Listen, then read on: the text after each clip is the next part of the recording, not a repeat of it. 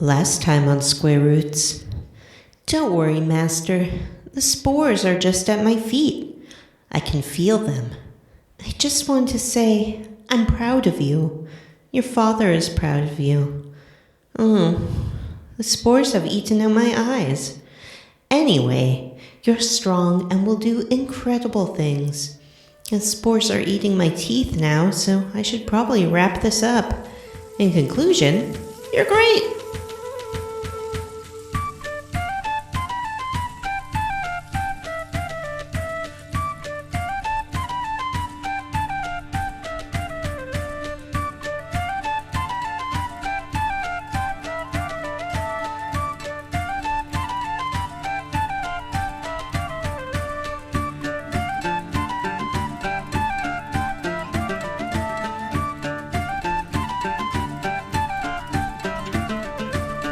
Hey everyone, and welcome to Square Roots, the classic RPG podcast. My name is Jim Banks. I am joined by Matthew Van Zant. Heyo. And Johnny Neclord Brandon.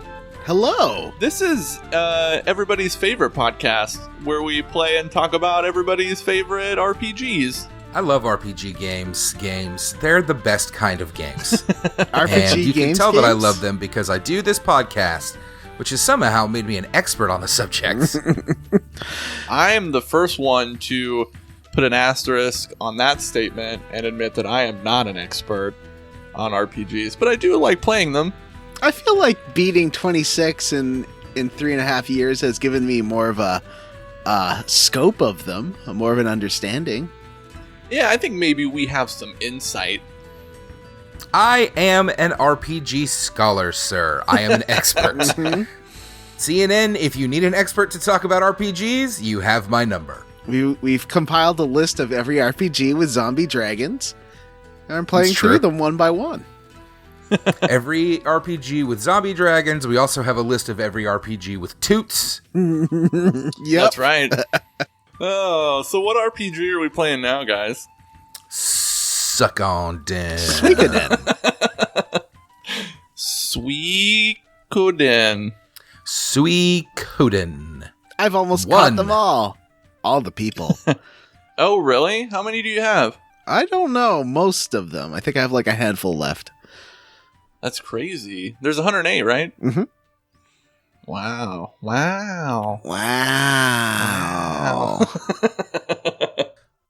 I have decided that I refuse to participate in this Peoplemon catching process. It feels gross and inappropriate, and I will not do it. I love it.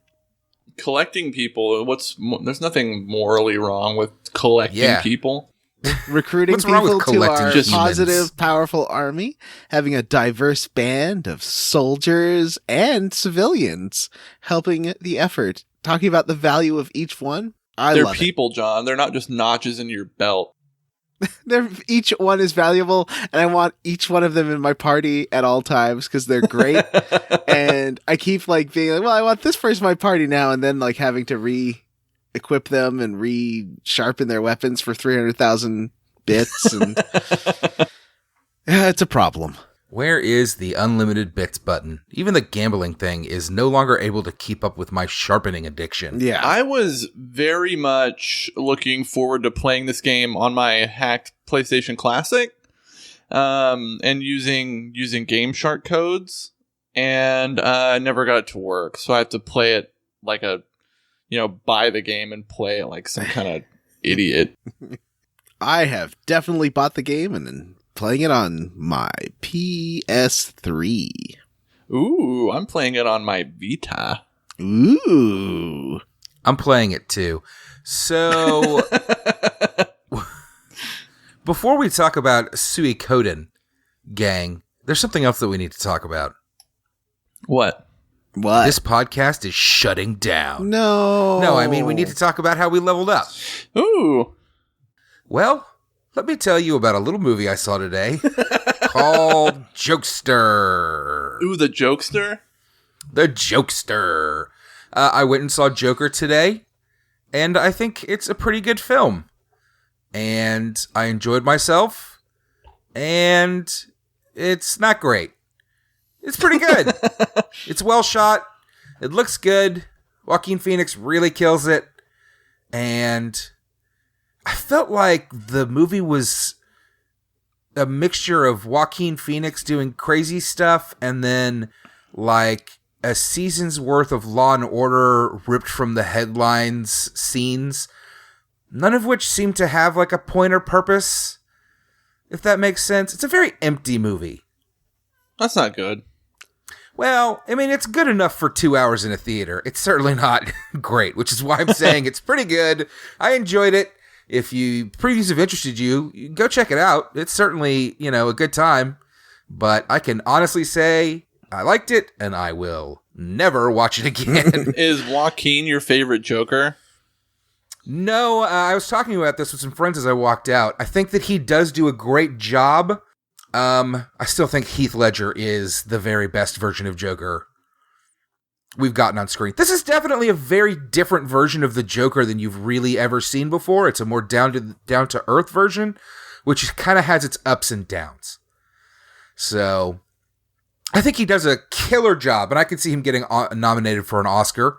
I can't see him winning an Oscar. But I can see him getting nominated for an Oscar for it. I think he does do a great job, but overall, it's just the movie itself, unfortunately, kind of fails his, I think, performance. In that it has nothing to say. If it wasn't boring and you were somewhat entertained, that's all a movie really has to do. That's what I'm saying. I'd give it a 3 or 3.5 stars out of 5. It's a good movie. It's just not a great movie, and not one I'm going to be rushing out to see again. I also started playing a game called Void Bastards. Tell me about it. Void Bastards is a first-person shooter, roguelike, space shooter, kill aliens, System things shocky game. I guess it's kind of System Shocky. It's a roguelike, so when you die, your character dies. Yeah. But gets replaced by a new character who tends to have different traits. There are positive and negative traits that are randomly assigned. So that's interesting. Like my first character that I got was a smoker, so he would cough at random intervals, which would alert enemies to my presence. Yeah. But then I had one as a opposite example that had a trait that let me see enemies on my minimap. So that was fucking handy. There's a trait that gives enemies random first or last names that I love. Oh, really? Yeah, it's that like sounds fun. Mrs. Penny Whistle and... The premise is a penal colony ship has been diverted off of its course. I'm going to ignore that. Has been diverted off of its course and into some weird nebula where it was raided by pirates and is broken down, and its automated system is reviving prisoners from their stasis and sending them out into the nebula to scavenge for parts. Every time you die, the map changes as well. So it's a series of randomly generated maps with randomly generated levels. But it makes up for that by having the gear that you craft with the materials you scavenge carry over from prisoner to prisoner. So you still get that good progression that you want in a game to keep you going. Money is the one super big downfall, tight. Like, super tight in that game, at least for me. Yes, money is super tight. Merits, as they are called. Money is super tight. And I will say the one big drawback is that for a first-person shooter, the shooting is kind of crap. I kind of like it. Okay. The game looks amazing, though. It's like animated, cell shaded. Yeah. I don't know that it is cell shaded, actually. I'm not sure what technique they're using here, but it certainly gives you the impression of a animated look. But it's not like Borderlands, where everything looks like 3D modeled. Yeah, here the enemies are 2D flat objects, which is an old kind of retro look. I find that really neat. It is. And the enemies are interesting, too. They're not aliens. They're like monsters from another dimension that get yoinked over into our universe via these rifts and then just kind of wander around the ship. The game, if I haven't made it clear, the game's pretty much a comedy. There's a lot of the automated system being obnoxious and silly. The enemies all have simple, fun names, like the young kids are called juvies. There's little blob men with hats on that explode when you come near them called tourists. There's janitors, is that right? There's janitors. There's a ton of enemies, actually. A lot of them are very difficult, and I'm still having a tough time with the harder stuff. Mm-hmm. But the juves, for example, the juvies will straight up like curse at you and be like, "Hey, fuckface!" It's pretty entertaining. It's great. I played the hell out of it yesterday, and I'm going to play it some more this weekend. I thought it was a lot. I think it's a lot of fun. I don't know that it's a game that I'm going to get 30 hours and a satisfying ending out of, but I'm going to squeeze some fun out of it. It's a good game, so check it out. It's on the Game Pass, Xbox Game Pass, which is how I'm playing it, and it's also available for purchase, I'm sure, everywhere video games are sold. I don't know. But that's it for me. Jim, how did you level up? Let's see. I had jury duty the other day. That was cool. Did you hang out with Pauly Shore? Yep. Did he call himself the and Stanley Weasel, Pauly buddy? Shore's Stanley Tucci. No, I didn't actually have to serve on a jury. I had to sit in a room for like 3 hours, and then they told me my case was dismissed. But I got a sweet check for $6. Ooh. Yeah. And it cost me $10 to park at the courthouse, so it was kind of a wash. Why do they pay so little? Like, what's the point? I think because the statutes that dictate what you're supposed to pay people are super old. Like, I guess they just updated the one for the county that I live in, and they pay you $6 for the first day, but if you have to come back for like a second, or like I guess more than one day, they pay you $40 a day. Which is still not good, but it's more than $6, I guess. Mm-hmm. So that's not so bad. And let's see. I went to the Fort Worth Pride celebration yesterday. Nice. That was fun. I'm one of the, I guess, like 3 people who are starting an LGBTQ employee resource group at work. So we went to Pride, and then we talked to other companies who were part of the Pride celebration to see how all that worked. And it was fun. I got a lot of cool stuff and met some cool people, and it was a good time. That's cool. Yeah. And Jim, you did give out my Telegram handle to all the hot big bears, right? Yes, I had at least 500 cards printed with your Telegram handle and just handed them out to everyone on the parade route. Thank you for being my Texas wingman. I put all of the ones I didn't pass out into a cannon and then shot them into a crowd. There's a ribs fest next door, and you thought it might, attract the same crowd. I just went into the convention center where they were having some trade show and just blasted them out to everybody. Let's see. That's all I did. John, how did you level up? Actually, I've played Void Bastards on the PC Game Pass because I don't have an Xbox Game Pass. Oh, that's funny. I didn't know that. Yeah. But I have been playing Destiny 2 because it got this new re-release that's like kind of free to play, but not. And yeah, it's like the new expansion includes the base campaign. Yeah, I've been thinking about downloading it on the Xbox and playing it again myself. I've been trying to play it on PC, and it doesn't. There's like a million icons, and it doesn't tell you what they do or like what I should be. Because I finished like the original game on PC, but it's like I was like, okay, how's the first expansion? It doesn't tell you what the first expansion is. So you have to like randomly choose a quest and hope it's the first expansion. Because oh boy. It's not good. The UI is terrible. It gives you no indication of what you should be doing. And I haven't bought the new DLC, which I guess is like $70. So at least like the link to the store is the digital deluxe version. I wonder if there might be a cheaper one out there. It just, it really has not onboarded me to the new one. I think I figured out what the first piece of DLC I can do is, but who knows? I just chose a random quest. Have you done the base campaign? Yeah. Yeah, I finished the base campaign on PC and PS4. And unfortunately it won't. Oh, maybe it does. Actually, I think now that I've got the unified character thing, I think it shares it between. So that gets really confusing. Because I think if I do campaign stuff on PS4, it'll count towards PC as well. Oh, weird. Yeah. That is weird. A little bit. I've been thinking about doing the unification thing too, just so that I can move all my stuff over to Xbox. It's kind of stinks because I had a character on PC and a character on PS4, and it will only take one system's character to put onto the global thing. So, like, I couldn't just choose one from each, which wasn't ideal. Yeah. Anyway, I also watched the second episode of Good Place. That show, this new season, each season is a different kind of setup, and this new season is pretty promising. It's pretty fun. I definitely recommend that.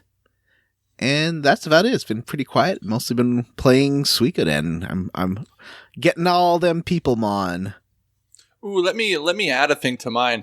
I saw a movie called In the Tall Grass, which is based on a short story by Stephen King and his son Joe Hill. It's a pretty good horror movie. Ooh. These people hear like people screaming for help because they're lost in this field of really tall grass, and then they go in and immediately get lost, and they it seems like time and everything kind of randomizes in this field of tall grass, and there's other threatening people in it, and there's a giant rock in the center of it that if you touch it will drive you insane and make you want to murder people and sacrifice them to the big black rock. Ooh. Yeah. I've also been watching Disenchanted, which is the season 2 is very good so far. Is it better than the first? I've watched the first episode of it so far, but that's it. The first one I felt was kind of weak. The first season I thought got better. I thought the second half was better. It kind of got more serious, and as the show gets more serious, it's better, I think. Yeah. Because the jokes are they're fine. And for the second season is much more serious, which works for me, but maybe it won't work for everybody. I'm excited to check that out. I think it's interesting that if you look at Matt Groening's shows, you've got The Simpsons, of course, and then they were like, hey, you know who's popular on The Simpsons? Bart. Let's make him the main character of a show. So they made Futurama. And then they were like, hey, that was fun. You know who was popular on Futurama? Bender. So let's make him the main character of a show. Because Bean is just Bender. Well, and her dad is totally Bender. It's the same voice actor. I mean, in personality and action, she's a crazy drunk who breaks the law constantly. That hasn't happened at all in the second season, which has been interesting. Yeah, I watched the first episode, so hey, while we're talking about animated shows that people could watch, I'll just throw a plug out there that Big Mouth came back for its third season. I watched the first couple episodes this morning, and they were delightful. That show's amazing. Disenchanted is gorgeous. Like, I just like looking at it. Interesting. I love the backgrounds and the art and everything. I just think it's one of the best it's definitely the best looking Matt Groening show ever. And I just think it's really neat to look at. I love the designs, and there's a lot of fun stuff happening in season 2. So thumbs up so far. Cool. All right, let's go on to unfurl this old-timey quest log.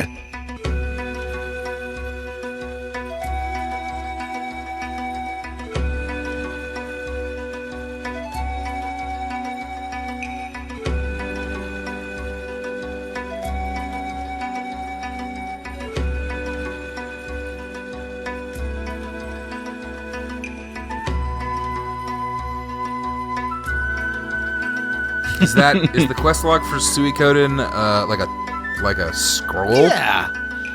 Huh. Or like that stone. What's that? Isn't there like a stone tablet thing that tells you about the 108 stars of destiny? In There your is. castles? Yeah, that thing's dumb. Yeah, Jim's just standing next to it, pointing at it like Luke does.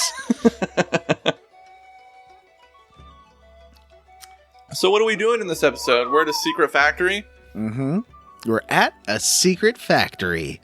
And we meet... A lot of secret factories in these RPGs, huh? Not as many as zombie dragons. Is it as many as there are toots? No. We meet a strong, tough lady named Ronnie Bell, which is just kind of an out-of-place name, so that's why I remember it so well. And Ladon and Kessler, who you might remember as the guys who tried to... Well, Ladon tried to poison you back in episode 2. I think Ronnie Bell might be the first lady in one of these games that's like a Matt type of lady. Big fan. Old Ronnie Bell. They're all like, you're gigantic. And I'm like, tall women are cool. Mm-hmm. She sounds like Ronnie Bell is, for a woman's name, seems very 80s to me. Mm-hmm. Well, this game came out in like 1990, so that makes sense. 96. 90.5. 96. Ronnie Bell doesn't like being called a giant woman, and Ladon and Kessler can't not call her giant woman. Are you telling me that tall women don't like being called giant? Mm-hmm. I find that hard to believe. Yeah. So I shouldn't approach a tall woman, call her a giant, and ask her to crush me with her giant feet. Tall ladies, write in and tell us how you feel about being called giant. She keeps threatening to kill Ladon and Kessler, but you can defuse it by vouching for them. Although I don't know why you'd vouch for them, because the last time you saw them, they were trying to murder you specifically. But you get an extra thief in your army after this, so that's nice. Yeah, and like 3 ninjas. I only have 2. Is there a third one somewhere? Hiding I need that ninja right behind the dragon fortress. In it, like he's like, you can't see me. I'm invisible. What dragon fortress? What are you talking about? At the end of this chunker, the last place you go to. Oh, I told you I'm not caught up. Just play along with me, buddy. No, this is a new Square Roots. We're open and honest. All right, so here at I thought the secret base was going to be a whole thing. It is just a room with a guy named, I want to say, I've heard Mose, M-O-S-E, pronounced as like Moishi and stuff before, but I think this guy's just Mose. I don't know. I'm not going to guess. Like well, the I think so because there's like Mose, Moose, Moz, and Mouse, and there's a lot of them, and Meese, and Mace. Mm-hmm. Moose sharpens my weapons up to 15, and it costs like legitimately 1 million goddamn bits. Yeah. In the corner is a ninja named Kage, who you can throw like 20,000 bits at to make join. And like, oh yeah, because ninjas are like thieves, except that they never fail in their battle predictions. Oh, that's cool. So, I didn't realize that. Yeah, you want those ninjas in your party. And Mose is there. So Ronnie Bell, Ronnie Bell finds out you're head of Liberation Army and introduces you to Mose. And Mose like, yeah, I got some fire spheres where you just never heard from you folks. Because of Odessa being... He's awfully trusting. You just walk in and they're like, oh yeah, you're the head of the Liberation Army, huh? All right, whatever. Here's all of our weapons. Mm-hmm. You definitely didn't throw the old leader in a river. So we totally did. So yeah, he trusts us with all the weapons, and then, but the problem is that we don't have a way of transporting them. Unless Tai-Ho is there because he has to be in your party. And he's like, I have an idea. So you go down to Kirov and meet his creepy old buddy, Kun To. Excuse me? What's his name? Kun To. Kun To. His old buddy, Kun To.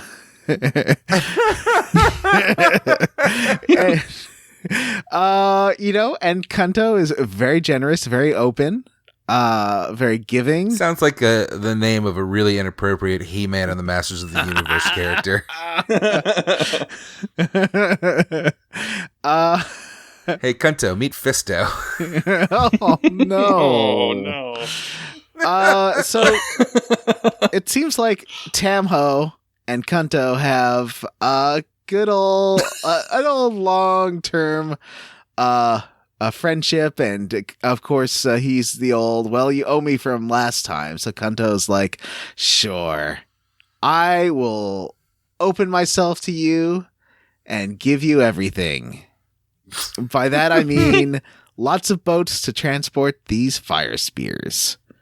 Because he's like a guy with a lot of boats. He used to run a smuggling ring with Tamho, who you might remember is a pirate.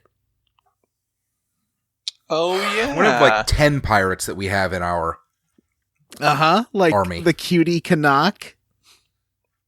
Kanak is the best beefy boy, I think. Oh, maybe Enkai is the best beefy boy. I've been getting to know them all one by one.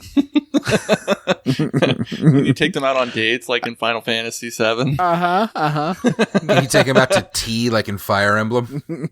I'd love to. That would be fun. A great addition to get to know your army.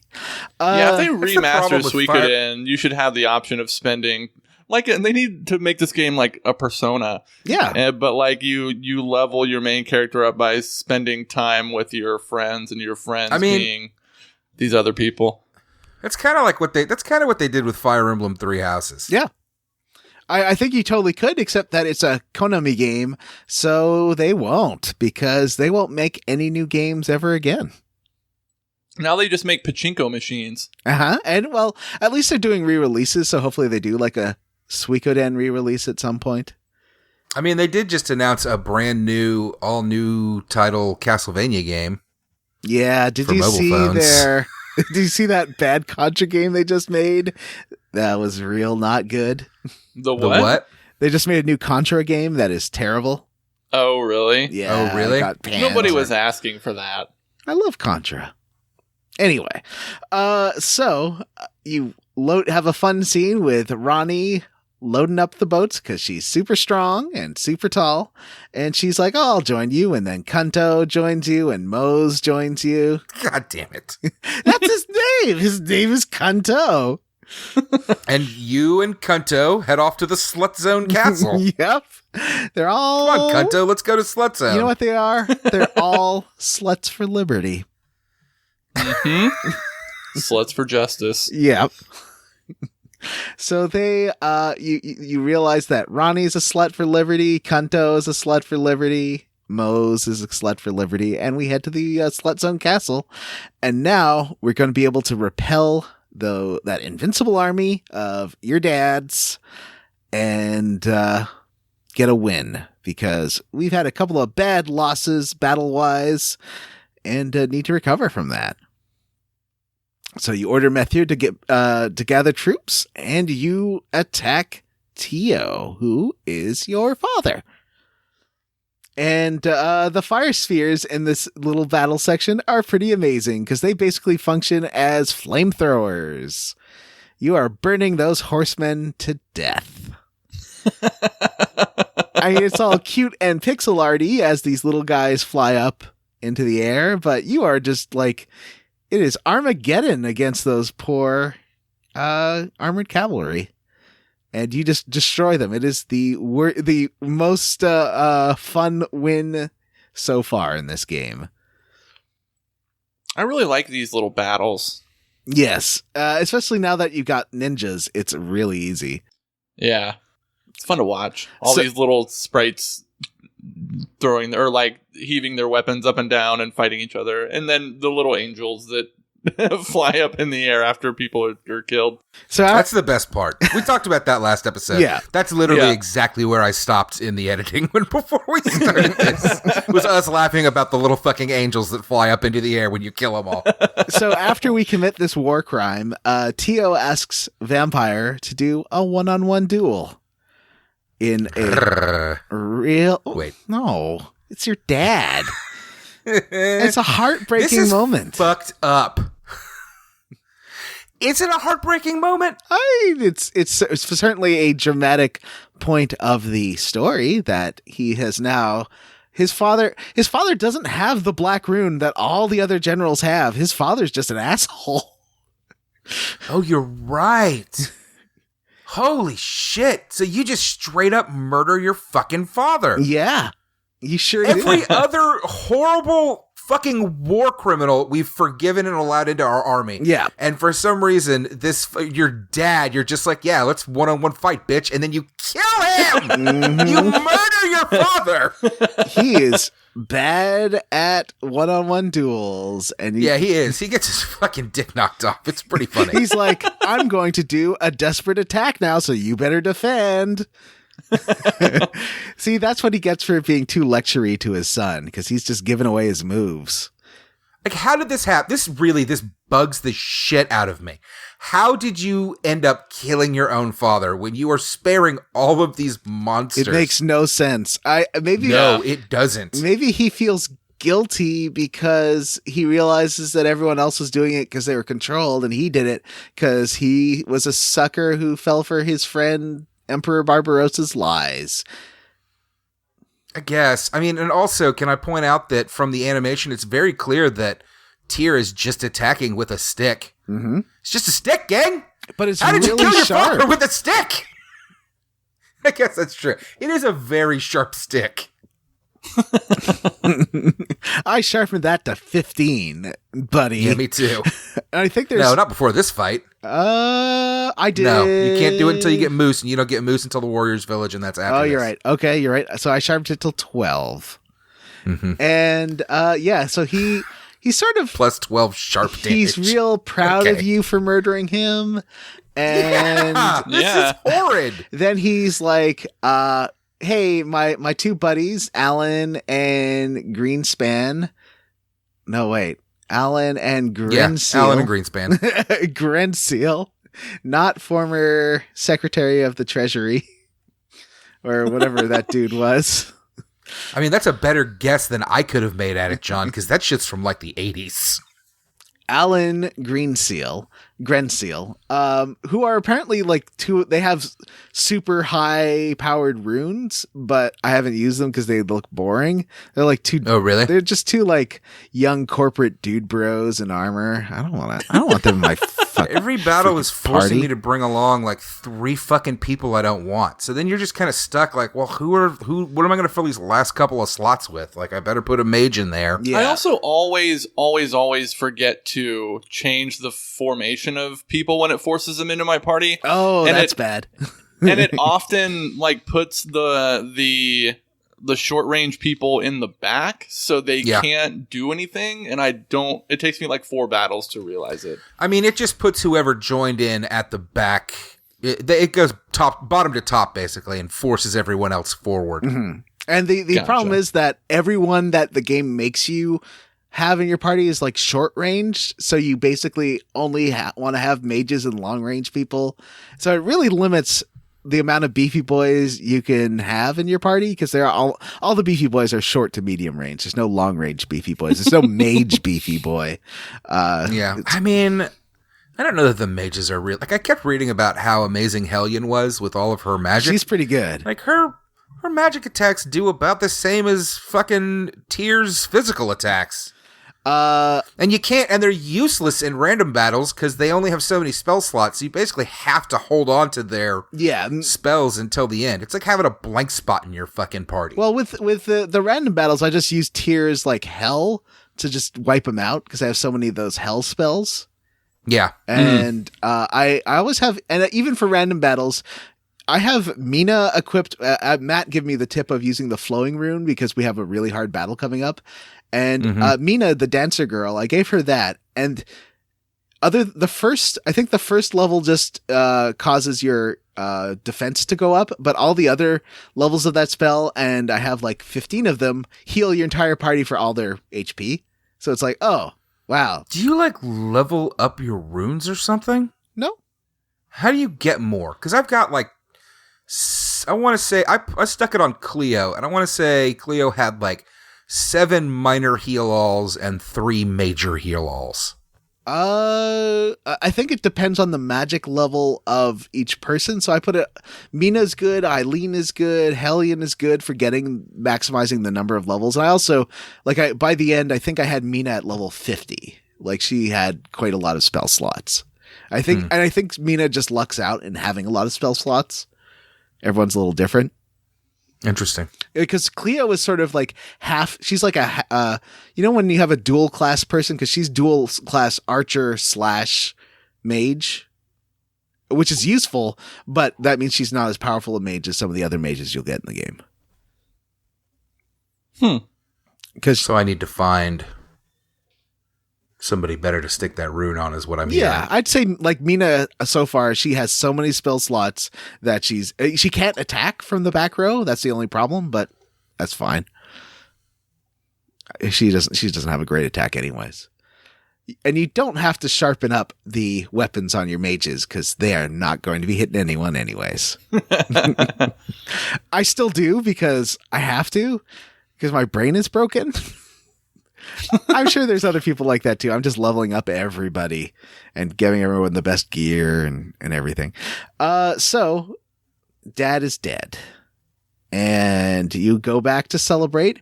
There is, I think, because Gremio is dead and Gremio is kind of the emotional core of the game. There's no real moment of, hey, you killed your father. How you doing there, buddy? Mm-hmm. Like, there's no sad moment of him like looking at a sunset or something. The game kind of missed an emotional beat here. Like, Cleo doesn't come and like hold his hand or anything. You just kind of kill your dad and move on.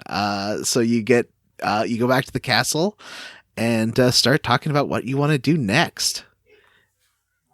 And people want to raid the Fortress of Lorimar because they haven't heard much from it lately, and think that could be a vulnerable spot in the Empire's army. So we head to the Fortress of Lorimar, and it's empty. We were expecting a big battle. No one is inside. We get a new ninja girl named Kasumi.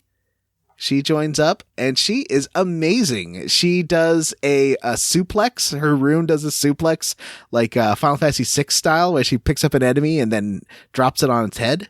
I love it. And she is a rad ninja girl, so I want her in my party at all times. I mean, even though I do have beefy boys, but yeah. So there's a great animation of her like a bionic woman jumping over the castle gate to get inside and let people in. And inside is nothing but exhumed graves, which is kind of ominous. It's pretty spooky. Mm-hmm. If you leave and come back, Executioner Kirke is there. And he is a guy who's like, like the only thing I can do is chop people's heads off with an axe, right? I'm an executioner. And you're like, yep. And he's like, and you really want me in your army? And you go, yep. And he's like, you're a weird kid there, buddy. Oh, he's calling me weird. He's the executioner. I'm just saying. Then you head to the Warriors Village, which is Flick's hometown, but Flick is not one of the mandatory people you need in your party at this point. I don't know why. That's interesting. Victor is, and Victor is there because he thinks we're going to be coming up against Neclord. Why would he think that? Because I think Neclord... What the fuck is a Neclord? A Neclord is the general of this area. I figure it's like necromancy? Necro meaning... Neclord of Dracula. He's a Dracula. He is a Dracula. Not even like it's like, I wouldn't even call Neclord a vampire. Neclord just a Dracula. It's really weird that this isn't Flick's story, that this is Victor's story, because this is like Flick's hometown and everything, but... Oh, yeah. So, at the Warriors Village... things are not good. This is like a traditional kind of warrior culture. And this, at least the game goes out to show you that it kind of sucks in these old style warrior villages. They're being raided. All the villages in the area are being raided by Neclord, who is demanding girls to be sacrificed to him. And it has come to the point where the chief's daughter, Tengar, is going to be sacrificed as well. And there's a young rube named Hicks who really likes her, even though he's a he's not a warrior, he's just a weakling. And he's like, I wanna protect you, don't worry. And she's like, sure there, buddy. And you talk to the leader of the village named Zorak. He's got like an eye gouged out. Zorak. He's got a big scar where his eye used to be. He's an interesting person. And he tells you about Neclord, and Victor's like, I'm going to kill Neclord. Victor is real serious about murdering Neclord, and you don't know why. He makes some vague references to knowing Neclord before. And the girl, Tengar, the chief's daughter, is obsessed with Cleo. She corners Cleo at one point. It's like, Cleo, I know you're a girl and everything, but you fight, and that's not allowed in our village. Why do you fight? And Cleo's like, well, just like dudes, I've got stuff I want to protect. I've got people I want to keep safe, and I can fight just as well as anyone else. And which is a progressive moment for the game that had the line, I chose to be a woman instead of the leader of the Imperial or the Liberation Army. So, it's actually kind of a cute moment between Tengar and I like this whole story. It reminds me a bit of Dragon Quest or like an anime where like there's a little bit of a story for each village. Yeah, I like that too, actually. It makes it a little more interesting. Yeah, and it gives you a sense of like when you go to a village and it's just like a item shop and an inn. Yeah, it makes each place feel kind of lived in. Yeah, I think that's one of the best things about Dragon Quest and in this game is that there's a story. You get to know each town a little bit, and so they all have they're like actual settings. Yeah. So the next you spend the night at Zorak's house and then get woken up by the sound of Neclord outside demanding Tengar be sacrificed or he'll kill the village. And Zorak sends his invincible warriors out to fight Neclord, who just uses his magic and kills them. And then Victor rushes him. And Victor can't damage him. You and Cleo come as backup. And every time you try to swipe at him, he turns into a cloud of bats. And your magic is no use either, which is kind of an issue. So he wipes out the party. Ooh, Neclord seems like a pretty bad dude. Neclord is a bad dude. So he's like, so he's about to kill everybody, and then Tengar's like, "Look, you dudes suck. I am gonna just be his bride. Don't worry even about it. Sorry, Dad. I'm saving the village." And he's like, "Okay, cool. That's all I wanted. Could have just done this earlier." So Tengar goes off with Neclord, and we talk to Zorak after waking up, and he's like, "Well, there is supposed to be like an ancient weapon or relic out at Klon Temple. Maybe they could help you." And we're like, That's convenient. "Yeah.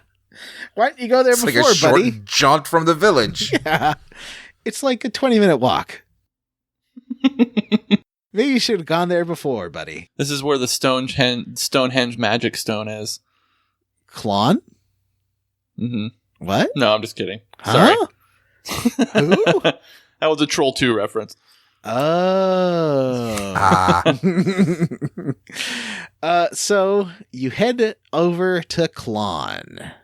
And, hold on a second, I gotta get that. Oh, yeah. Here's another great name.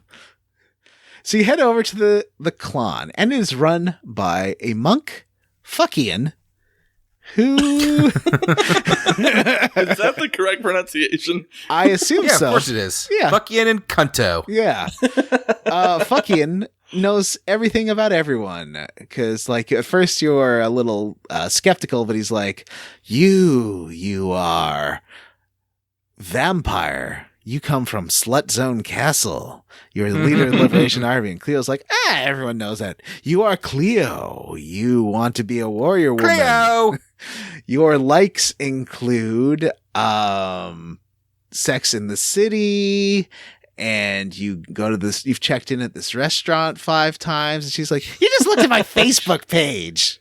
Like, no, I am very mystical. My name is fucking. This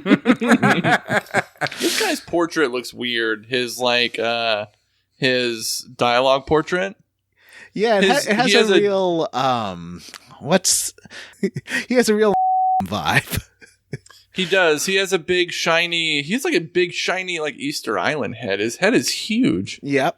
Well, it's like he took a selfie, except that he centered it around his forehead, which is and and he didn't think about the glare of the light on his giant wet forehead. So I guess now we have to assume that all these character portraits are selfies, and fucking's just like real. He's trying to look skinny by angling his head down. Like people do, and putting the camera over his head. Yeah, but the thing he doesn't know, you're supposed to look up because it slims your face, and you don't have to worry about your double chins. Right. Someone has, honestly, someone should be redoing his character portrait because it is not good. And he's like, okay, so we do have a weapon over there at the back of this temple. There's a cave. You'll probably fight like what looks like your dad, and then you chop off his head, and his head is you. No. Whoa. No, there's no weird Darth Vader cave. But it gets weird anyways. It does get weird. So he tells you to go to the back and moves a rock out of the way. And in the back of this cave, this cave is also like an hour long, and every room looks the same and like kind of loops back on itself. There's a secret passage where you can find one of the 108 stars of destiny, but he won't come until you have a fully upgraded castle, which isn't why. Oh, he's just waiting for you to be done. I got a fully upgraded castle right after this, so I was able to go back. How do you upgrade the castle? If you have, I think it's like every 20 people, you get an upgraded castle. Oh. And you have to use a boat to get. Gotcha. Every time you use a boat and you get a cutscene of the castle, like, you know how sometimes it'll be like this panning cutscene that shows you that your castle's upgraded, and then like the layout will be different. I have noticed that the layout changes. I didn't notice that that it had upgraded. The outside, I thought it looked the same. The final version is there's a big banner on the front of it, and then you'll know you've got the fully operational castle. So what did you think of the Klon Cave? It's long, and it's, I guess, fine. I don't know what to say about it. It's a cave. Run through a series of rooms. Like, all of the dungeon design, if you even want to call it that in this game, is just hashtag garbage. There's nothing to any of it. It's just rooms. Yeah, I liked. I mean, there was a couple of neat things to the next one, to the Neclord's castle, but this one is bad. And Crowley hides in there, and he's like this crazy old mage man. He's like, I think one of the only male mages you get. Him and Luke, I guess, are the only male mages. Anyway, so you eventually get to the bottom of this, and you find a sword, the Star Dragon sword. And the sword is like, hey, you jerks. It talks! I don't want you guys touching me. So I've got this, what would you call it, defense system that will just throw you back in time. So later, dummies. Yeah. And the sword really does talk like that. The sword's pretty fun. I think every talking sword has to be kind of a jerk. I feel like that's a video game trope as well. I mean, that's a fantasy trope. Yeah. Talking swords are jerks. Yeah. So he throws you back in time 300 years, which sounds familiar. And you arrive at this village where this dumb child is running around like an idiot. And this child is named Ted.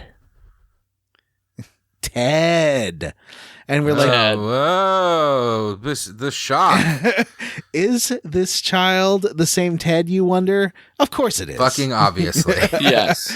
There is a chief of the town, and he is protecting Ted, and he's like, the army's about to raid, and he gives the true dark rune, or was it the Soul Eater rune, to Ted. He apologizes for it, and then it's like, hey, you strangers. Well, first he thinks you guys are part of Wendy's army, and you're like, no, we're just passing by. He's like, all right. You're real confused about the back in time stuff.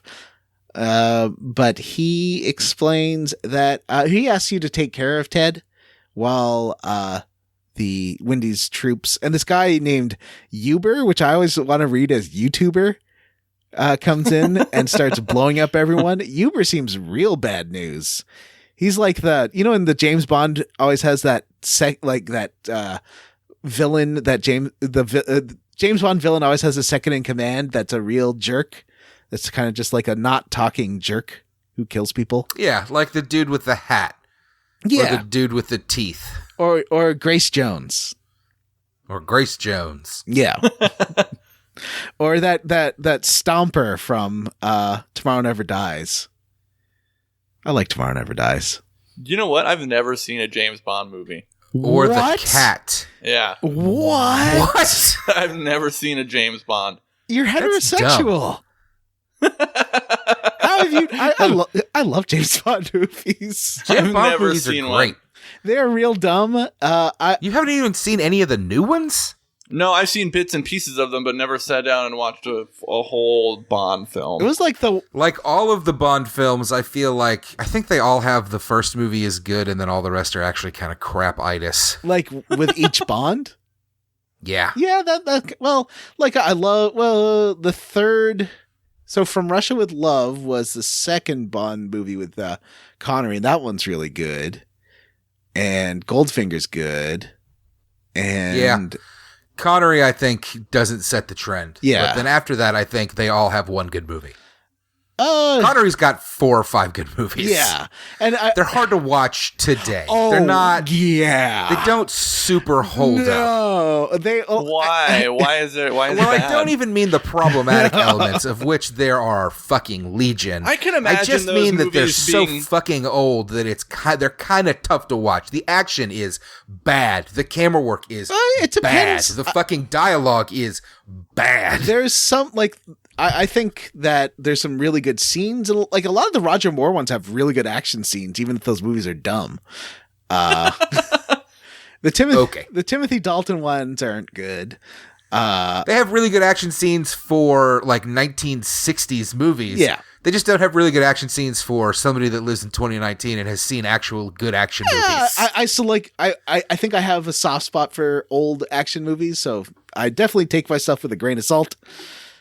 I like Bond movies. I think the introductions are always amazing, like the weird naked ladies with stuff They're projected not on always them. amazing, I think, but a lot of them are really good. The weird naked ladies. Some of them have been outright bad.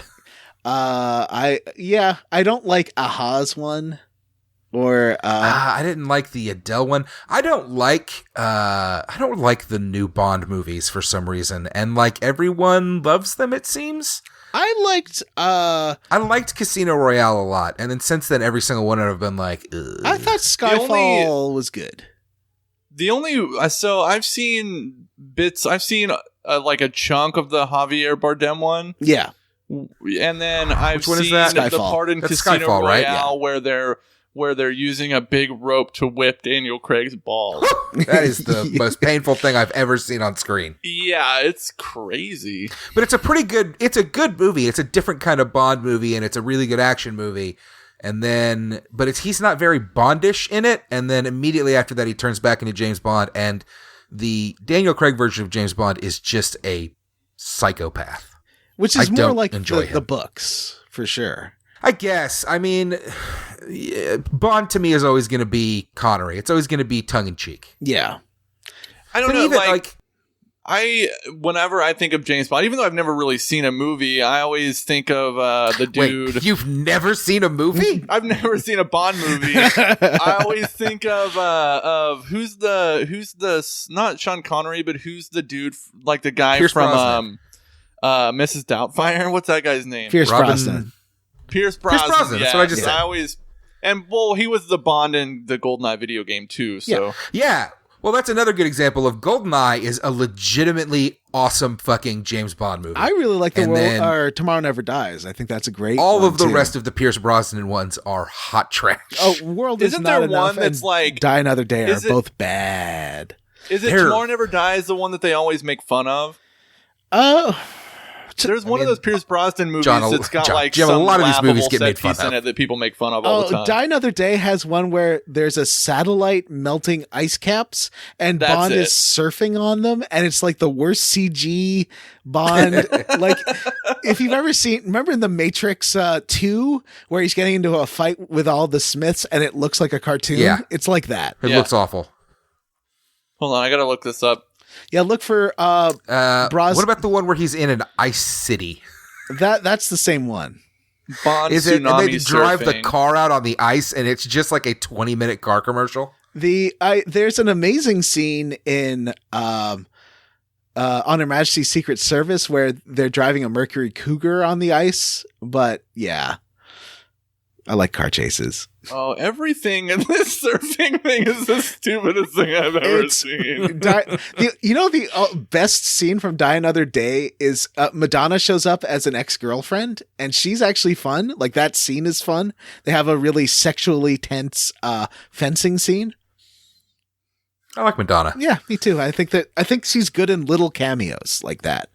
Yeah, I liked her in Dick Tracy, Yeah. a movie that no one seems to like but me, and I love that movie. I think that movie was gorgeous, but it is gorgeous. I hate Warren Beatty. I think that's the I issue. think Warren Beatty's, well, that'll tie you up. You've got fucking Robert De Niro in there too, Yeah, I like Robert De Niro.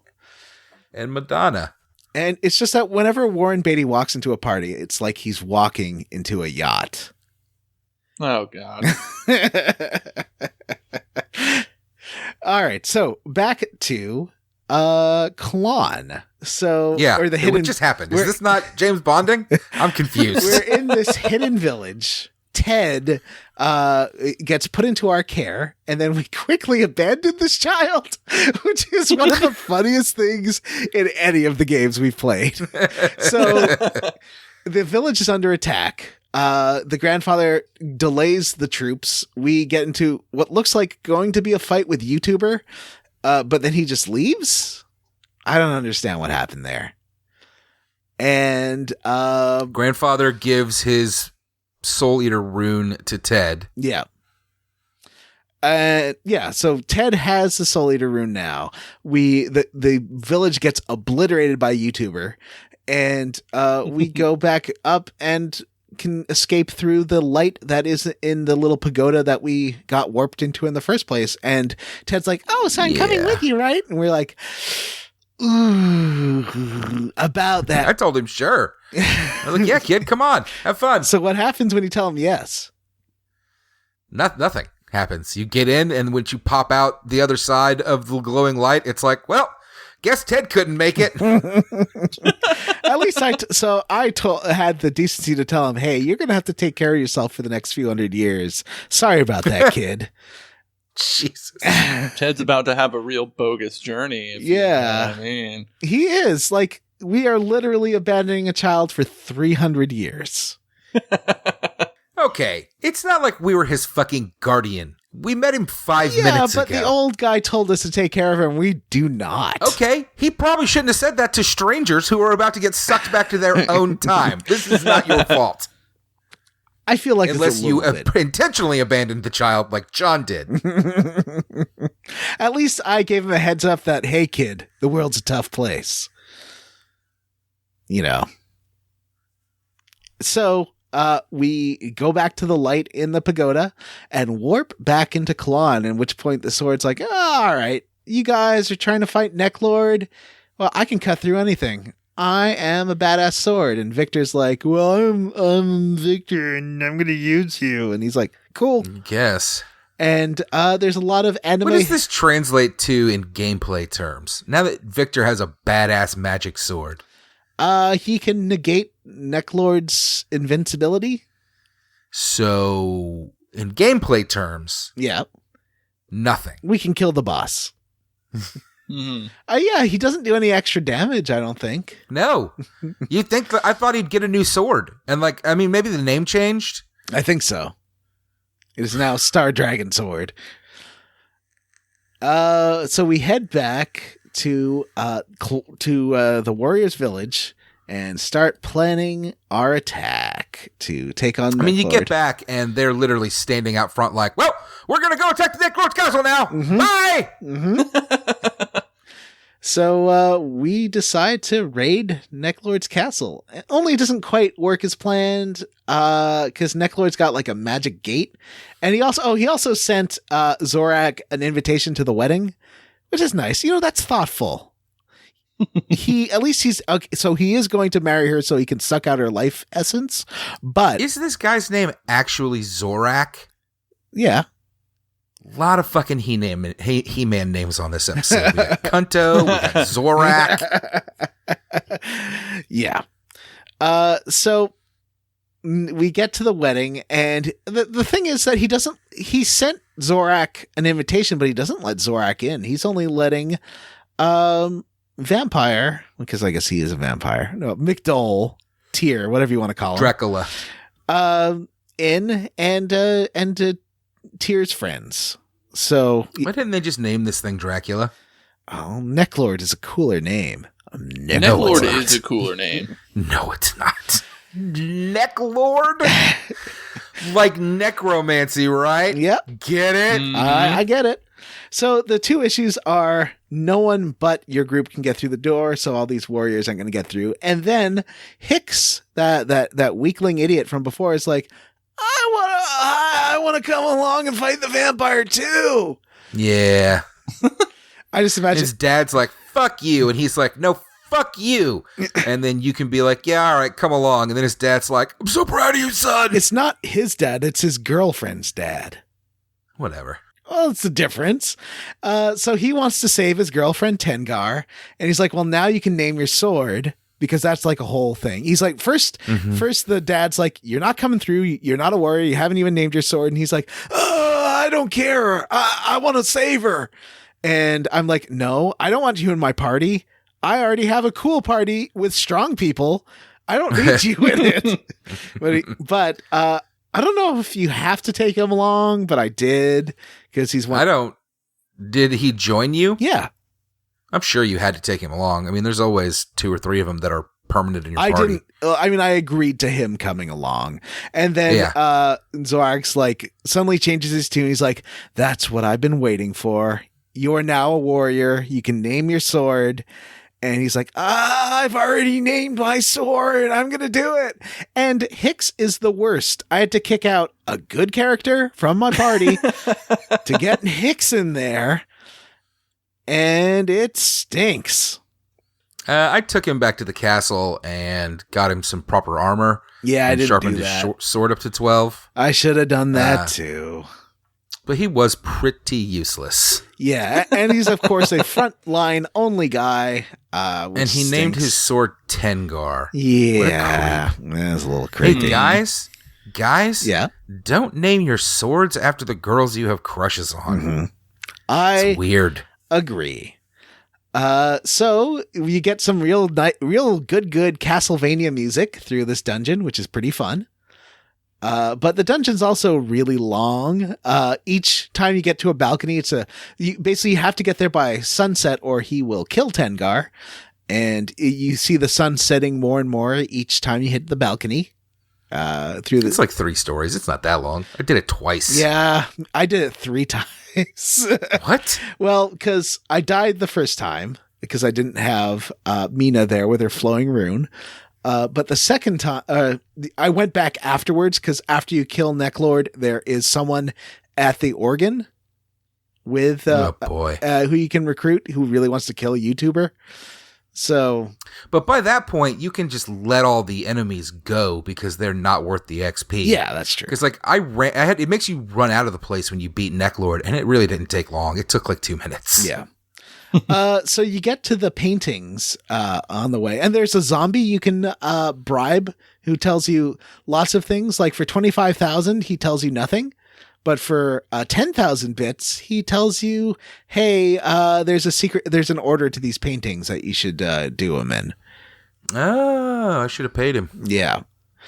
And like all the other ones are real dumb. Like he can, he tells you that Neclord likes to be called King of the Night. That for 100 bits, that's the piece of information you get. Thanks. Really helpful. Yeah, it's great. So you make your way through this castle. There's a puzzle where you have to hit the buttons in a order. It's a real Final Fantasy puzzle. Yeah, there's 4 paintings and you have to approach them in order. I don't know how else you could have gotten it if not from a guide like I got it. Yeah. If you didn't pay that guy, you pay the zombie. 10,000 is a lot in this game. It's not like where the I guess order. it's not that much. I think it is time of day, but it doesn't really tell you that. I think that maybe there's an issue with the translation on this one. Oh, interesting. Yeah. Because he is King of the Night, so he's the last one. And then like there's even though we always see him out during the day. Oh yeah, he mentions that too, because like you're like, well, aren't you a vampire? And also Victor tells you about how Neclord killed his village, blah blah blah. Oh yeah, we left out the whole chunk of how Victor's out for revenge because Neclord slaughtered his family. Yeah, that's why Victor is so obsessed about killing Neclord. And at one point, Neclord comes to village and Zorak's like, hey, it's daylight. Shouldn't you be melting? He's like, it's a little uncomfortable, but I'm fine. Daylight isn't an issue. So you get to the top of the castle, and there's a long cutscene of Neclord playing the organ. He's playing, is it Prokofiev's Romeo and Juliet's Here Come the Bride thing? I always forget. I don't know what it was, but there is it's pretty great. Yeah. He's playing it. Tengar is dressed in a beautiful silk wedding dress. There's lots of beautiful stained glass. It's all very gothic. I think this dungeon was pretty fun, honestly. As far as dungeons for Suikoden go. And then he's like, so you've come to kill me? And Victor's like, yeah, we are killing you for real. He's like, remember last time when I totally wiped you out and you didn't do anything? He's like, well, it's different this time. And the sword's like, yeah, I'm going to kill you. So the first thing you have to know that I didn't realize is you have to use a basic attack by Victor, and he's the last to go because he's real slow, in order to start doing damage. So yeah, everyone else have to defend the first round, and then Victor slashes him to remove the seal and his invincibility. It's really dumb. And this made me fucking nuts. So if you do, like, the first time you went to fight him, every time you hit him, he turned into a cloud of bats. So this time you hit him with Victor's sword first, which makes it so that that's not going to happen anymore. Yeah. But then he still occasionally turns into a cloud of bats. Yeah, well, that when he does after that, that just means you missed because he's got high agility. Oh. Well, it felt like it was every fucking turn for me. So I got the first time through. I didn't because I also got party wiped and then went back and said fuck it and decided to take a whole different tactic. This one had Flowing Rune on Cleo and Hellion was in the party. I was ready to and I put Valeria in because her Falcon Punch is awesome. And you could do it every turn. And never misses. Yeah, that's awesome. If you can do something every turn, because normally if you use a rune, it like puts you into a unbalanced state where you can only defend or use an item. But with her, she can do it every time. So, and she was doing tons of damage. So I took your advice there. I had Mina with the Flowing Rune, and Mina's her ultimate level 4 spell will bring everyone back to life at full health. So it's pretty good. That's awesome. Yeah. So yeah, I destroyed him the second time because he does some pretty powerful what would you call that? Group mass attacks? Mass area of attack spells. Yeah. He attacks the entire fucking party with 2 different kinds of spells that do like 100 to 200 damage, and it's really fucking frustrating. Yeah. This one, it took me 7 or 8 turns, I think. It took a while, but I did get him. I got maybe 4 turns, but I was doing tons of damage. Sounds like you're leveled higher than I am. I think we were like 45-ish at this point. I think I was 47, 48. I don't know. Like, we didn't seem to be doing as much damage. I mean, I guess that's a big difference in a fight, in a boss fight at this point in the game to be 3 or 4 levels higher, actually. Yeah. So.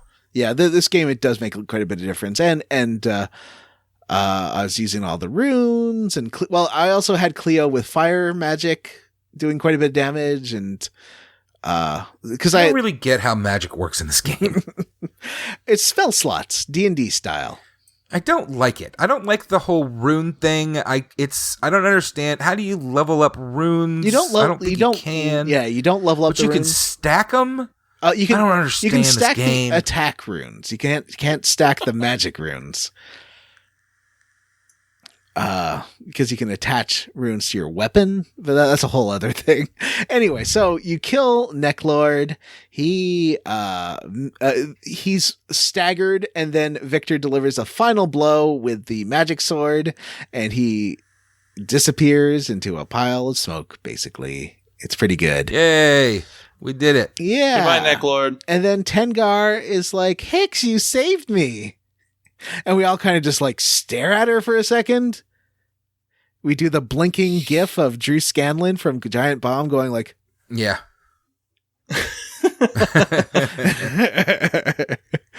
And she's like, yeah. He's like, yeah. And I named my sword now. Its name is Tengar. She's like, and you didn't ask me first? What is up with you? He's like, I'm sorry. But then she's like, oh, don't apologize. That's the most romantic thing ever. And she's like, hey, I'm going to join your army as a bitch-ass warrior like Cleo. I am going to kick ass, and Hicks is going to protect me. And Zorak's like, oh, I guess so. I'll come and save you, or come and join you too. So yay. All of them join the army. Happy ending. Victor's like, well, my story ends here. I'm going to go for a while, but I promise I'll be back. So Victor heads off to tell his village that he killed the Neclord. Bye, Victor. Nobody cared about you anyway. I actually have used Victor almost this entire game, and I don't really know why. Actually. He's not particularly good. He's just around. Oh, we do. He fucking misses all the time. We do get a lot of backstory about Neclord. He does tell you about how Wendy gave him a crystal that made him a vampire because it was so powerful, and that's why that doesn't make sense. We did see him in the flashback too. He's been around for hundreds of years. And he enjoys being a vampire because he's a magic vampire, which is way tougher than a regular vampire. It's a whole thing. So from there, we now realize, hey, we've got the Empire's troops kind of divided. We wouldn't be able to fight all of them at once, but maybe we can take them on bit by bit. But what would really help, what would make this fight a lot easier, is if we had dragons.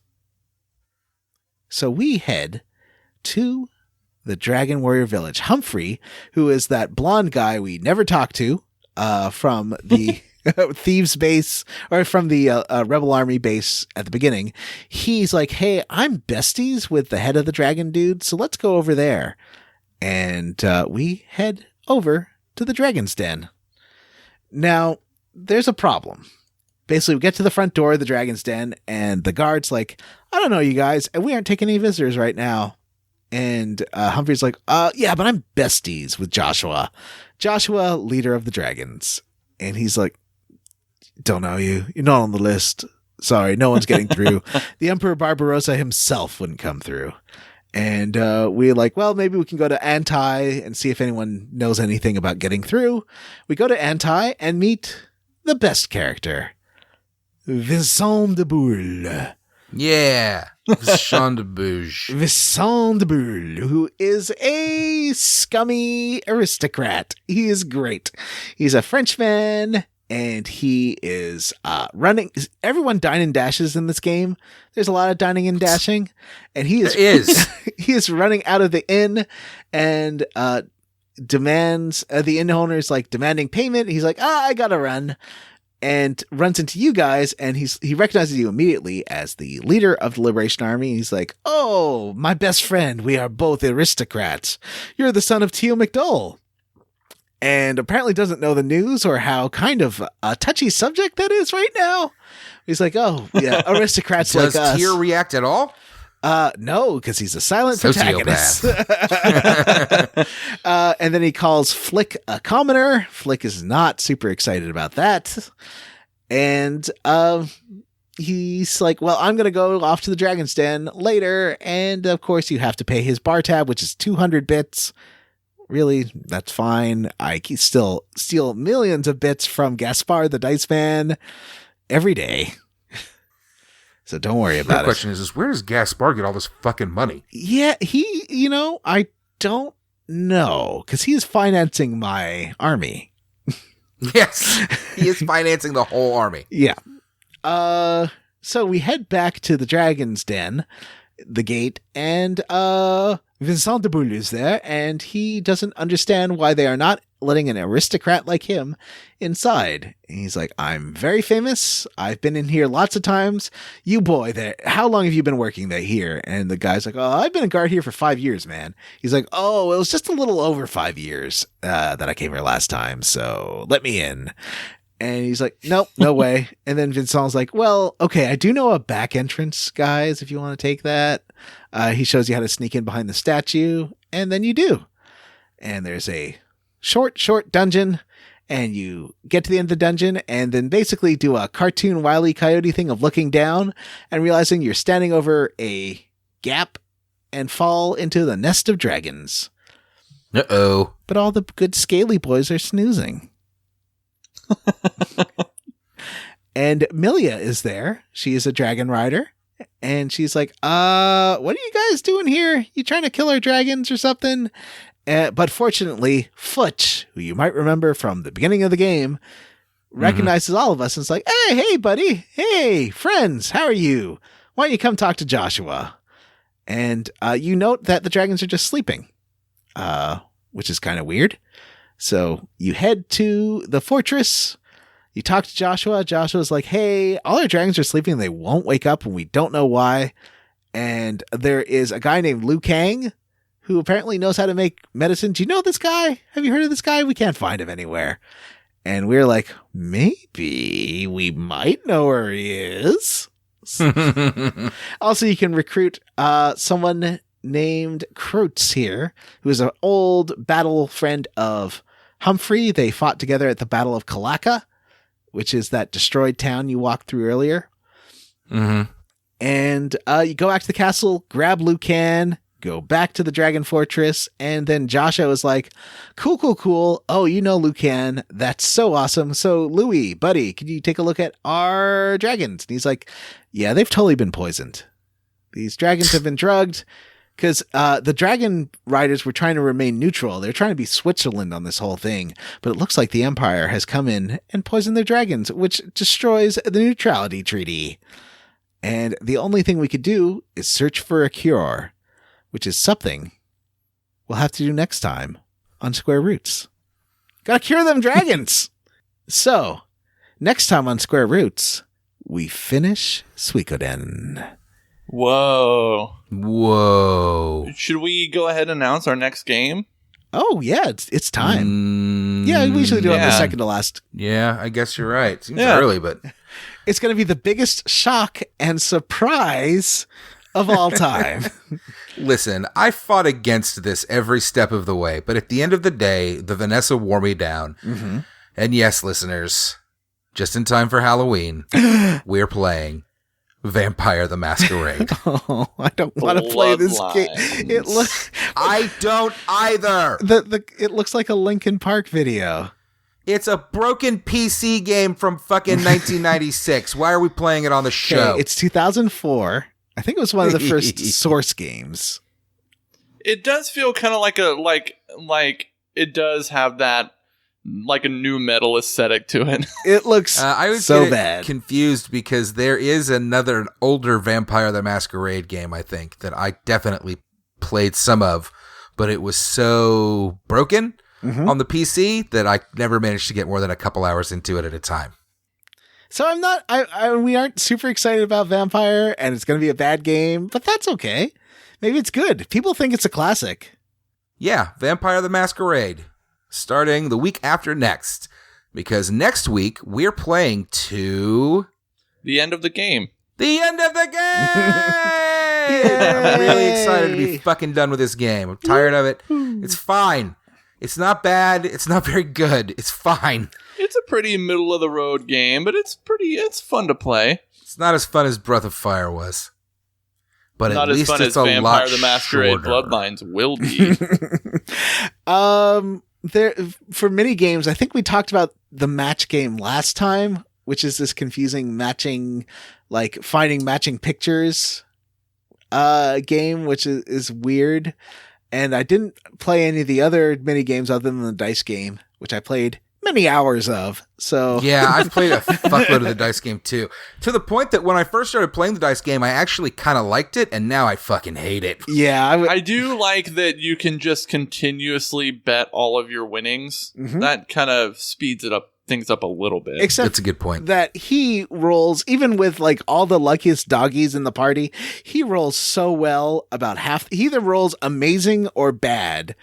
And You can only bet 9,900 in your first bet as That's well. Like, stupid. can you just let me bet everything on my first hand, please? Because then it would be a lot faster. Because he biffs the fucking dice out of the bowl one every 5 times or so. yeah, and In mine, he always rolls 1, 2, 3, which Yes. is an automatic loss. Hey, you know what it almost seems like we're talking about right now? Seems like we're kind of talking about what we're squarely against.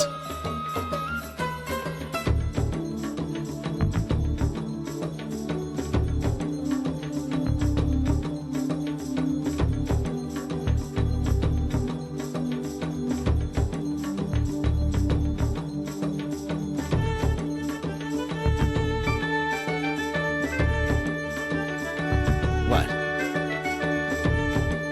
Ooh, Yeah, that's true. Hey, John. Yeah? Why don't you tell us what you're squarely against? I am roundly for the Peoplemon collecting this game. I got a couple of amazing ones. I got Melody, who lets you find sounds, change the menu sounds, like the selection and confirm and deny sounds for the menus, and I turn them Why into would I want to do that? animal sounds. So it's like dogs barking anytime you close a menu. There Can is. you make it do a boner boing? I think that's a different set of sounds.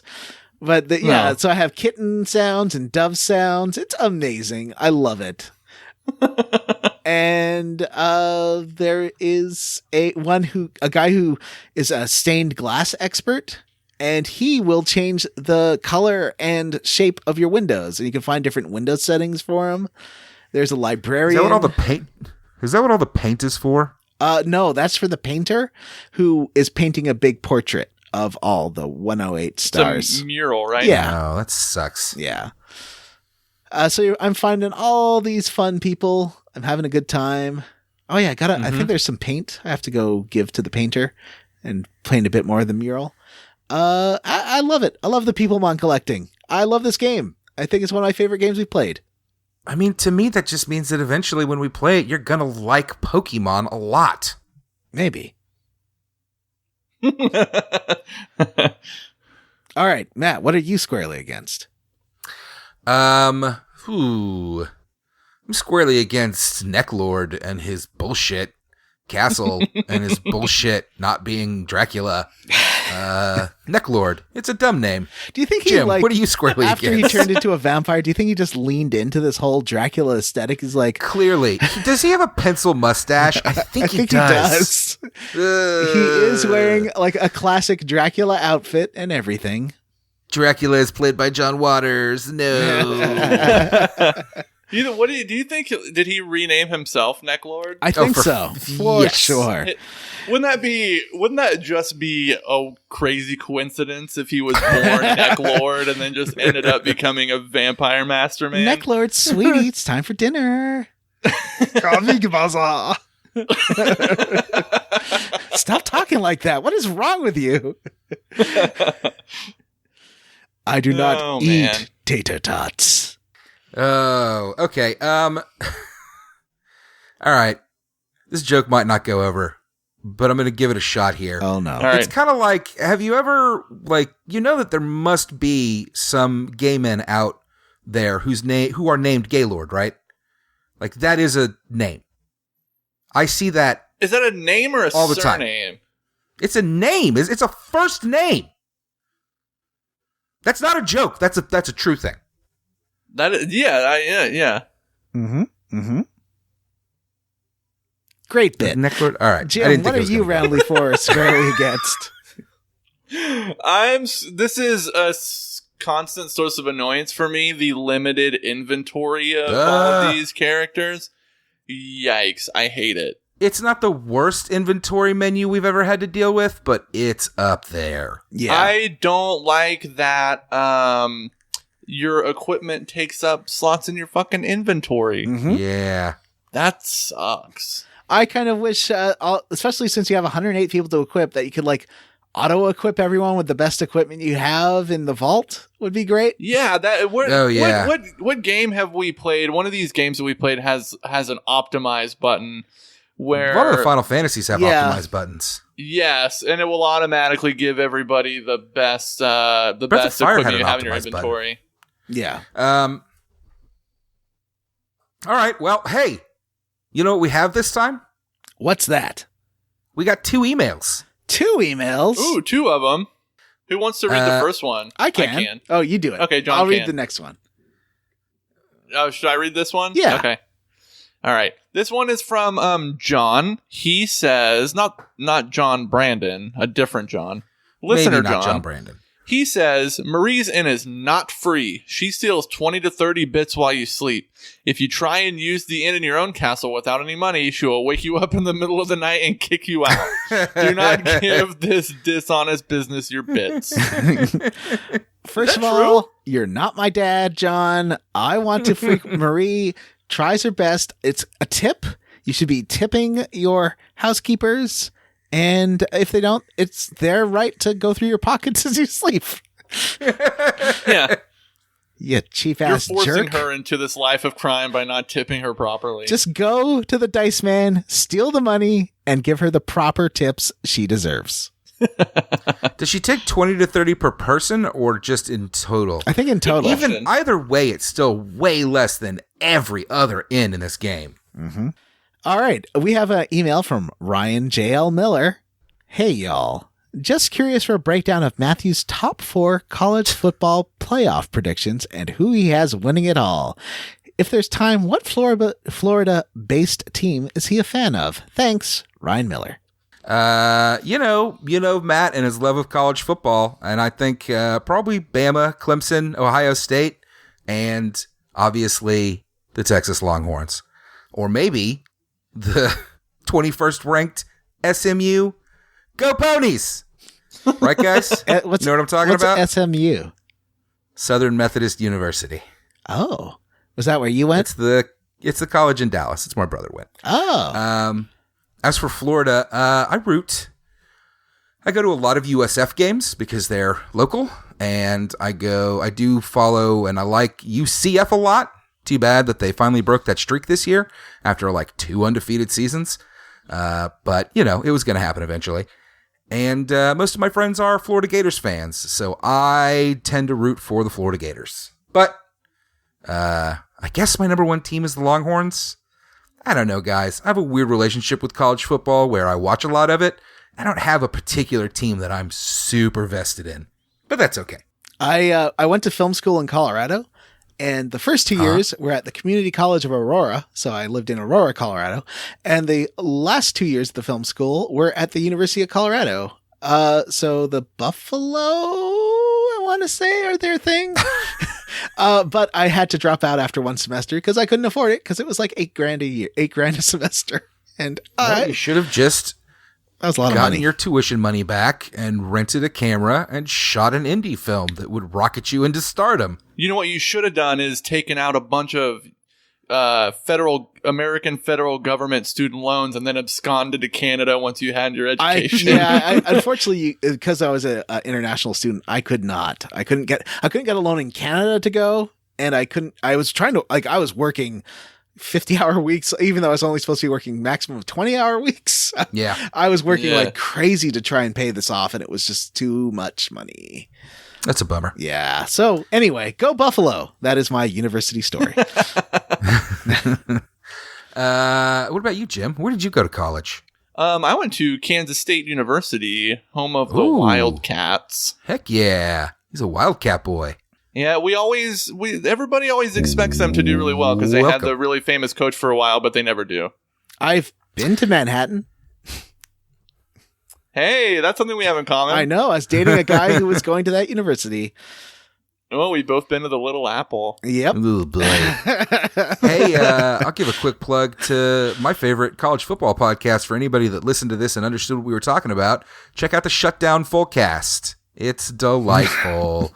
It's like a college football podcast that's Square Roots or the Flophouse. It's really more about the chemistry between the hosts and the fact that they are funny and like to go on tangents about things that don't have anything to do with what they are talking about. Hey, Ryan, thank you for the letter, but now it's time for us to talk about our Patreon. Jim, tell them what they've won. We have a Patreon. And should you choose to be a patron of our Patreon, you'll have access to our sweet catalog of bonus episodes, including Square Roots Versus, our update to Instant Classic. Yeah. Goose And game. for just a few bucks, you'll also have the ability to vote on the games that we play when we open them up for voting. So do that, and you can be part of the Cool Kids Club. Should we make a list of like 4 games and just put it up for a last minute end of the year vote for this next game that we don't know what it's going to be? You know, I was thinking about that actually. I mean, I like to give them the chance to vote when we can't decide. Yeah, let's do it. Yeah. I think that we need to be shooting for like 15 to 20 hour max games. Well, that's what that list I made was, it's 25. That list was bullshit because Infinite Undiscovery was like 30 hours. I looked it up. No, it's 23 for main story and then 30 if you do extras. So many hours. That's not that long. Yeah, 23 That's is fine. super long. It would bring us to the end of the year. So this game is 20 hours and it took us 6 episodes. Can you play Infinite Undiscovery on the PC? No, that's only a 360 game. I think it's backwards compatible on the Xbox One. You know what you can play Probably. on the PC that's only 15 hours? What? Diablo. Ugh. Is that going to be your? That was legit disgust. Is that going to be your choice for the vote there, Matt? I don't know. We'll see. We got to look at it. My tablet's at 5%, boys. Let's wrap this up. All right. Patreon! You can vote. You can listen to episodes. You can get your name read on the episodes. Exactly. Thank you. Let me kick us off here. Cyril the Wolf, Dustin, Tom, Brian Pitt, Chris Ryan, Paul Bursch, T. Bumpkins, Just Jerry, David Green, Joseph, Julian Titus was a ghost the whole time, Corroded Commode Adobe, Stu Skeel, Ron's broken Vita is sad, but so is the dying Earth. I am the best Peoplemon Meister the world has ever seen. Nathan Poirot, Mary Queen of Scoffs, Cameron Shoei, Golden Deer Professor, Jason Wonder Swan, G. Bailey, James Hostetler, David Shook, Florian Jonas Kramer, Bree Girth, Dr. Steve Stone, Sean Gonzalez, Bobby Midkiff, Grinder, the Game of the Year edition, Jake Dickerson, Vanessa's mom, Zachary Davis, Ward Childress, Ross Hartley. Randy Pierce, Robert M. Pullum, Sue Echo Dan, Alex Dullard, which rhymes with the middle of Dull Aardvark, Megan Sullivan, Andy Best, Miguel Torres, Patrick What? W. Bears, Knopford, Tyler Petty is about to lick Resty Kamada. Andy M, Devin Sloan, Vanessa Realmall. More games with evil playthroughs. Justin Ham, Robert T, Race Jenkins, Tracy Tanoff, Sean Walsh, Aaron Bachman, Brian Stone, Sammy Mitchell, Kiva Moser, Michael Crawford, Jonathan Ellsworth, Label Sack, and Ashley T. Got a game coming up with evil playthroughs at the beginning of next year. Fuck yeah. Yeah. We'd also like to thank John Kissick, Eric Garby, Julia Zanella, Gregory, Jonathan Lee, Reddit is Harold Lauder, The Misadventures of Futch and Black, Galindo, Brady A. Berman, Adam Zimmerman, Benjamin Avner, Huxley Iguana, PJ Ends, Chris Penyak is feeling A-OK. That is not how Eugene, though. Moose, the chick you star. Fine. Say everyone's name. At least it annoys Matt. It does. Jared Collins, D. Jethro, Matthew Casterline, Jordan O'Boyle, Jameson, Stephen Kroc, Vanessa's fourth mom, George Brady, Amanda Douglas, Wash in the Wind, He's George Cake Ninja, Brady. Jimmy, Stephen Paget. The 109th star is Under the Truck Near the SS. Anne, Pumpkins, but you're an adult. Your reading of Kevin SS Walter. Anne was very odd. Christian Go, The Mighty Monarch, The Real, The Scofflaws. All right, everybody, that's it for this episode of Square Roots. If you have some cool stuff you want to tell us about or just get our opinions on college sports, you can send us an email. We are at squarerootspodcast@gmail.com. Come see us at our Facebook group, the Square Roots Podcast Group for smart, cool, very attractive people, or you can tweet at us. We are at Square Roots Pod. You can also go on our Discord. Ask us on the Square Roots group. I think we have we don't have an announcement with it. I should pin that so that you can find our Discord. Or send us an email and we'll send you the link. Yeah, we sure will. If you don't want to go on Facebook, which is totally understandable because that is a nightmare. Thanks for Banjo Guy Ollie for letting us use his fantastic cover of Suikoden's Distant Mountains featuring Mohawk Gamer on clarinet. Links to both their YouTubes, Twitters, and stuff are in the show notes. And don't forget to rate, review, John. and subscribe John. on iTunes or wherever you listen to podcasts.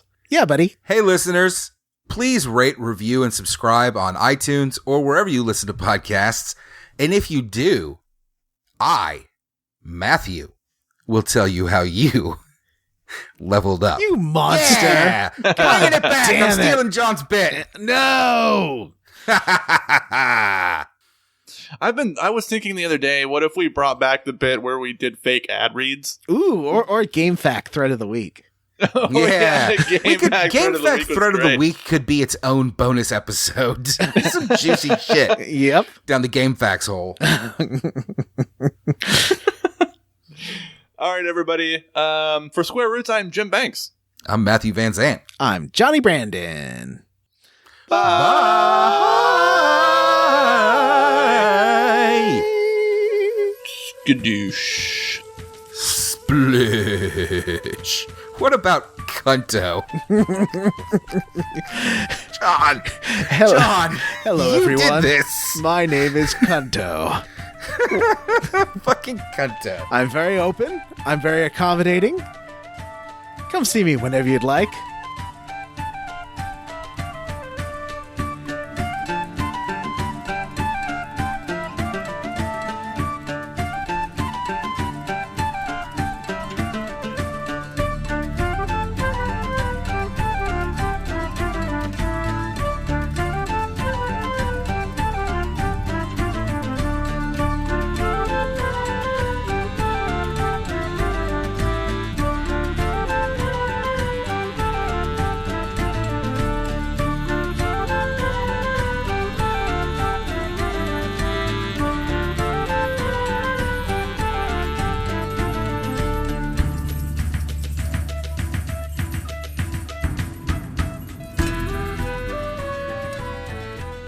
Record this podcast like you should.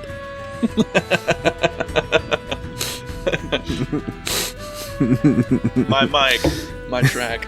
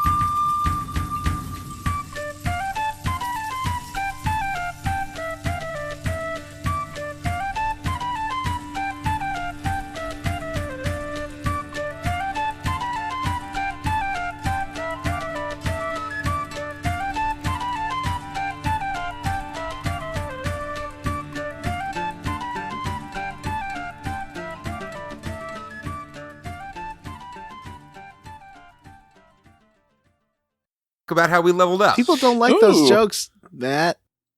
One person said it one time, John. They don't like I think it. we're okay. They don't. Oh, they don't? Okay, they don't like lots of things. Remember how the prequel episode Guess to the we'd better podcast kill was the literally podcast. just, this is it? Like, we're done now? The whole episode? We should just introduce every episode as our final episode. I agree. That'll be great for the Patreon. We'll just tell everybody we're on the verge of shutting down from lack of funds all the time and be like, well, we got one patron this past week. You know, I listened to a podcast that does that, and it's bad. Yeah, actually, it is. Like, sounds there's a shitty. line. There's a line between, like, please come support us and guilting Like, your audience. We're dying without, Yeah. your money. Yeah. Like, everybody wants to. I get that we would all love to quit our jobs and just get paid for podcasts and stuff, but, like, that's not very realistic. So No, it's never going to happen. No, it's not.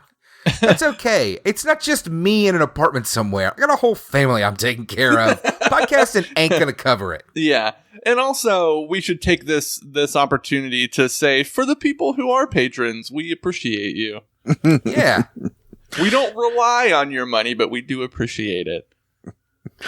I mean, we do for the podcast stuff. Yeah, it helps a lot for podcast stuff. By the way, if you're interested in becoming a patron, you can do so at patreon.com/squarerootspodcast. I'm putting this stuff at the end. I feel like we're I'll put you totally at the off end the rails already. Of a human centipede.